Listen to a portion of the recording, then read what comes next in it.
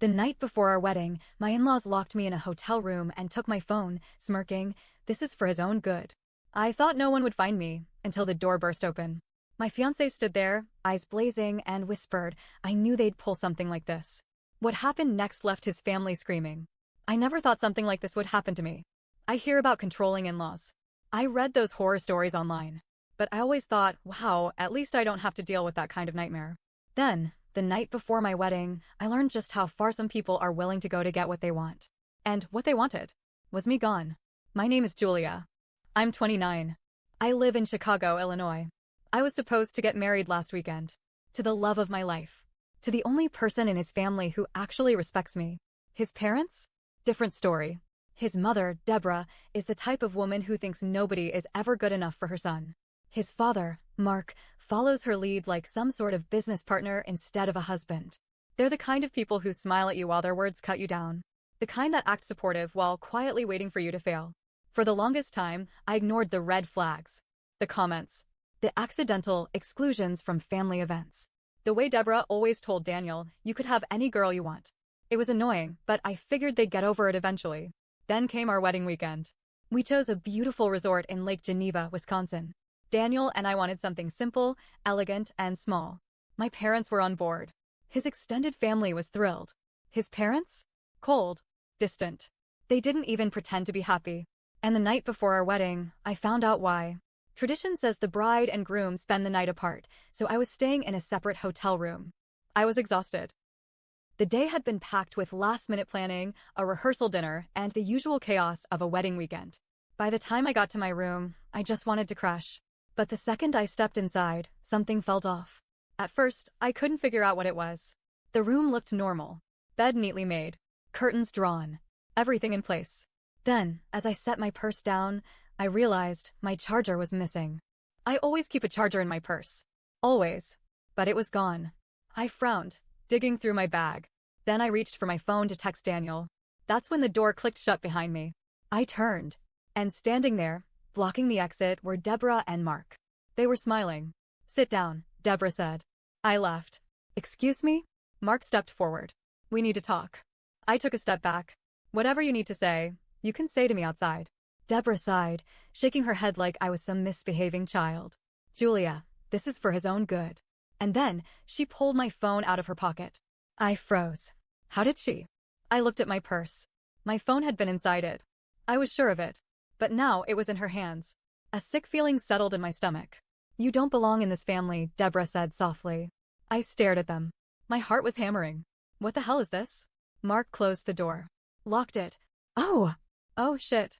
I ran to the door immediately. Yanked at the handle. Nothing. The windows? Bolted. The room phone? Gone. I turned back to them, my breath coming fast. "Let me out. Right now." Mark sighed. "Julia, you don't understand." "I understand perfectly," I snapped. "You think you can lock me in a hotel room and make me disappear?" Deborah's smile never wavered. "We're giving you time to think." "Think about what?" She tilted her head. "Whether you really want to do this." It was so ridiculous I almost laughed. Almost. "You seriously think locking me up will make me change my mind?" Mark sighed. "Not you. Him." For a moment I didn't understand. Then it hit me. They weren't trying to convince me to leave. They were going to tell Daniel I left him. A wave of nausea hit me. They wanted him to think I got cold feet. That I abandoned him. That I just up and ran. "You're insane," I whispered. Deborah tucked my phone into her bag. "By morning, you'll realize this was for the best." And then, just like that, they left.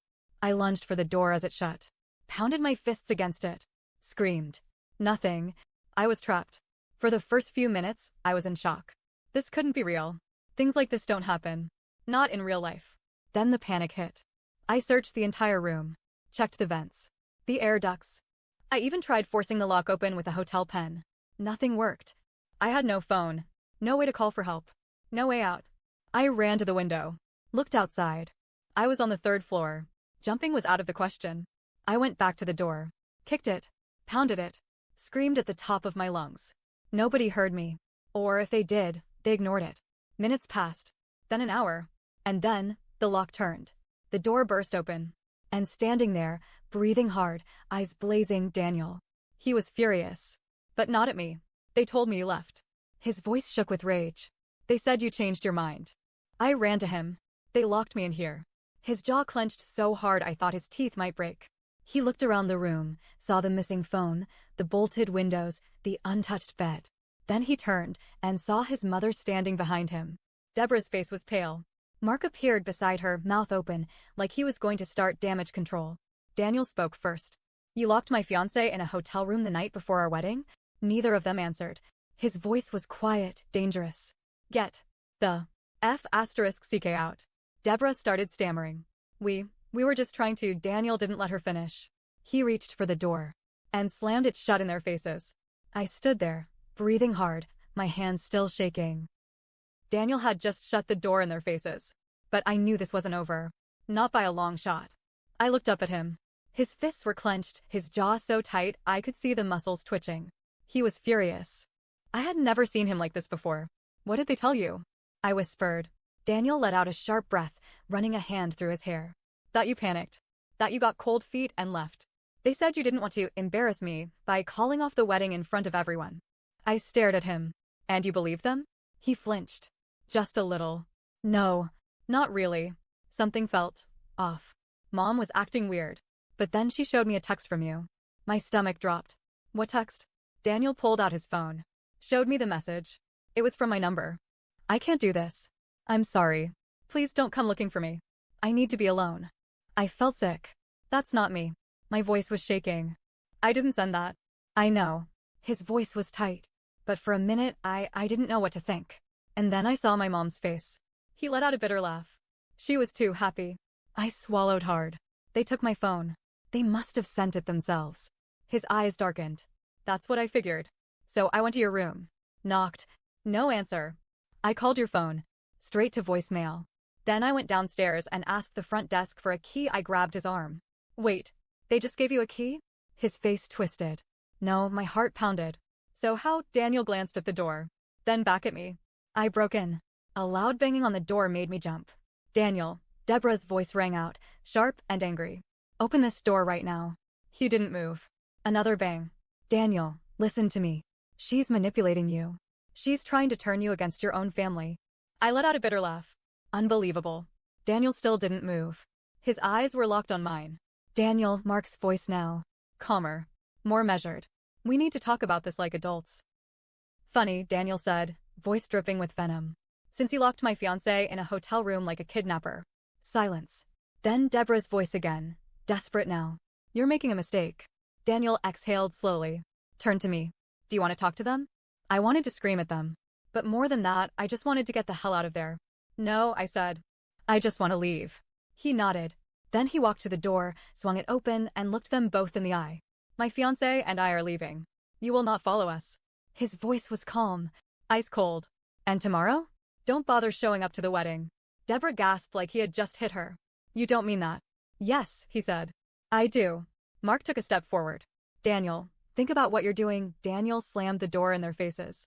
Then he turned to me, grabbed my hand, and pulled me out through the side exit. We were gone. We spent the night in a different hotel. Just the two of us. No family. No drama. I didn't sleep. Neither did he. We lay awake, staring at the ceiling, my heart still racing. Then at 3 a.m., Daniel's phone buzzed. It was his brother. Daniel read the message. His whole body went rigid. "What?" I whispered. He turned the phone toward me. It was a photo. Of his parents. Sitting in the lobby of our wedding venue. Waiting. My stomach twisted. "They're not going to leave." "No," Daniel murmured. "They're not." We sat in silence for a long moment. Then he looked at me. "I have an idea." And when he told me, I almost felt bad for them. Almost. Daniel sat up, his eyes locked on the glowing screen of his phone. His parents were sitting in the lobby of our wedding venue, like vultures waiting for something to die. I could barely think straight. "What do we do?" His jaw tightened. "We ruin them." I blinked. "What?" Daniel turned to me, voice low and steady. "They think they can manipulate me. That they can just erase you from my life. They tried to trap you, they lied to me, and now they're sitting there, waiting for me to come crawling back." His fingers curled around his phone. "They want control? Let's make sure they lose everything." I stared at him. "How?" And then he told me. It was risky. It was dramatic. It was perfect. At 6 a.m., we drove back to the venue. The sun was just coming up. The parking lot was mostly empty, except for a few cars. The place looked peaceful. Quiet. Inside, I knew it was anything but. Daniel squeezed my hand as we stepped through the front doors. And just like that, his mother was on us. Deborah shot up from the lobby chair, eyes bloodshot, hair slightly disheveled like she'd been up all night. Daniel, she gasped, rushing toward us. Oh, thank God. I knew you'd come to your senses. Daniel didn't say a word, just stared at her. Mark stood up slower, adjusting his jacket, trying to act calm. Son, we need to talk about this. You're being emotional. Deborah reached for Daniel's hand, like she was about to physically take him away from me. That's when Daniel stepped back. No, Deborah froze. What? No, he repeated. I didn't come here to talk. He pulled out his phone. I came here to make sure everyone knows exactly what you did. And then he hit play. Deborah's voice filled the lobby. This is for his own good. You don't belong in this family. By morning, you'll realize this was for the best. Mark's voice followed. Not you. Him. We need to talk about this like adults. The security camera footage. Daniel had gotten it from the hotel. Every word. Every smug smile. The moment they took my phone. The moment they locked the door. And now? It was playing on speaker. In the middle of the wedding venue. In front of guests. Because, oh yeah, people had started arriving. A few of my family members. Some of Daniel's cousins. A couple of groomsmen. All watching. Deborah's face drained of color. Turn that off. Mark lunged forward like he was going to grab the phone. Daniel didn't flinch. Instead, he looked up. Right at the venue manager. Do you really want people like this in your establishment? The woman, mid-40s, sharp suit, didn't take sh*T from anyone, folded her arms. Not particularly. Then she turned to security. And just like that, Daniel's parents were escorted out. Deborah's shrieks echoed through the lobby. Daniel, we're your family. Mark's voice was lower, but meaner. You're going to regret this. Daniel stood there, completely still, as his own parents were thrown out of our wedding. Then, finally, he turned to me. Are you okay? I took a breath. A deep, shaky breath. And then I nodded. But I knew, this wasn't over. It should have ended there. But people like Deborah and Mark? They don't just walk away. The wedding was set to start at noon. Guests were arriving. The energy was shifting. People were buzzing about what had just happened. And then, at 11:30 a.m., a cop car pulled up. I was in the bridal suite when one of the groomsmen, Lucas, came running in. You guys aren't gonna believe this, he panted. Daniel and I looked at him. Your parents, Lucas gasped, hands on his knees. They called the police. I felt cold. What? They're outside right now, Lucas said, saying they need to report a kidnapping. We rushed outside. Sure enough, there was a cop standing there, notepad in hand, listening as Deborah dramatically sobbed about how her son was being held against his will. I wanted to laugh. Instead, I looked at the cop. Officer, I promise, nobody is being kidnapped. Deborah spun on me. She's manipulating him. She locked him in a room all night, convincing him to turn against his own family. Oh, the irony. Daniel stepped forward. I am a grown man, he said slowly. I am here by my own choice. Nobody has forced me to do anything. The cop frowned. Sir, just to be clear, you're saying there's no kidnapping happening here? Daniel sighed. The only person who was locked in a room last night was my fiancé. By them. The cop blinked. Deborah made a strangled noise. That's ridiculous. And then Daniel did the one thing that shut everything down. He pulled out his phone and showed the cop the video. The same one that got them kicked out earlier. The cop watched it all. Then he turned to Deborah and smirked. So, he said, flipping his notepad closed. About this kidnapping you were reporting. Deborah's mouth snapped shut. The cop looked at Daniel. Sir, you want me to remove them from the premises? Deborah's face twisted. You wouldn't dare. Mark had gone silent. He knew. They'd lost. Daniel looked his mother dead in the eye. Yes, get them out of here. The police officer wasn't interested in playing Deborah's games. After watching the security footage, after hearing Daniel himself say he wanted nothing to do with them, it was clear to everyone she had lost. But Deborah? She wasn't going down quietly. This isn't over, she shrieked as the officer motioned for them to leave. Daniel, you don't understand what you're doing. She's poisoning you against us. Mark, who had been silent this whole time, finally snapped. Stop it, Deborah. Deborah turned to him, shocked. Excuse me? Mark let out a bitter laugh, shaking his head. You're embarrassing yourself. Her mouth opened, but no words came out. I told you this wouldn't work, he went on, voice cold. I told you months ago that if you pushed too hard, you'd lose him. But you just had to be in control. Deborah blinked. For the first time since this entire disaster started, she looked small. But then, just as quickly, her face twisted with anger. Don't you dare blame me for this. She whirled back to Daniel, her voice sharp with desperation. You're a son. This girl, she's just a phase. A mistake you'll regret. I felt Daniel's hand tighten around mine. But his face was calm. No, Mom, he said softly. You're the mistake. It hit like a slap. Deborah actually stumbled back. I had never seen Daniel this way before. He was always the one who tried to keep the peace, the one who brushed things off, the one who told me, that's just how they are. Not anymore. Deborah let out a sharp breath. Then her expression hardened. You'll regret this. Daniel tilted his head. Will I? Her lips pressed together. And then, with a stiff turn of her heel, she stormed away. Mark hesitated for half a second before following. But just as he passed Daniel, he muttered, You really think you can cut us out forever?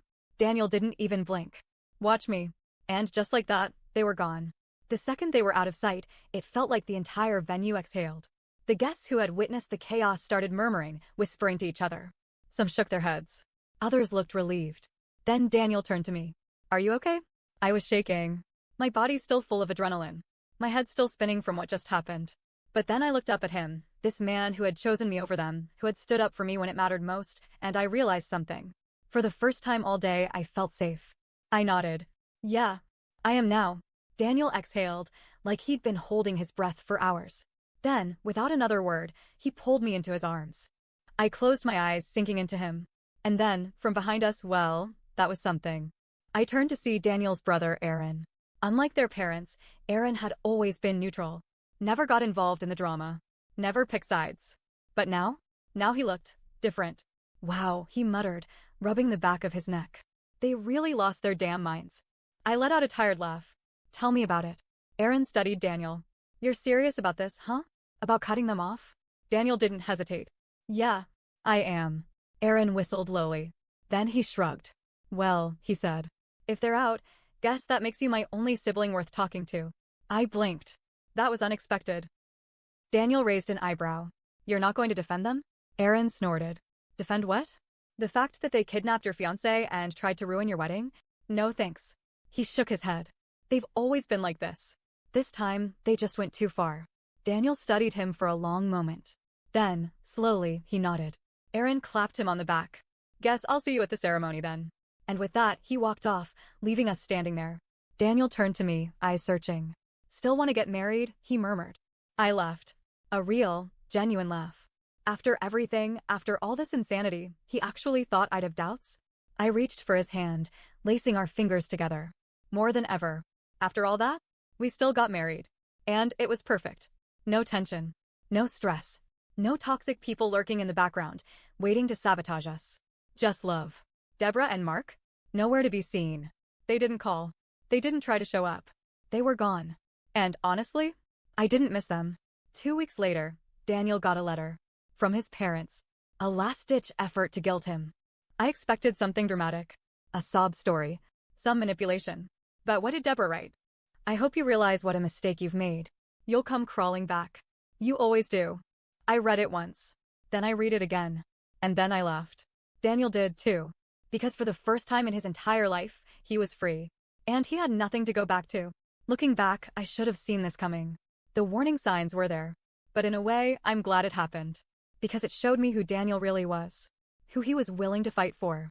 And at the end of the day, it wasn't his parents. It was me. And that made it all worth it.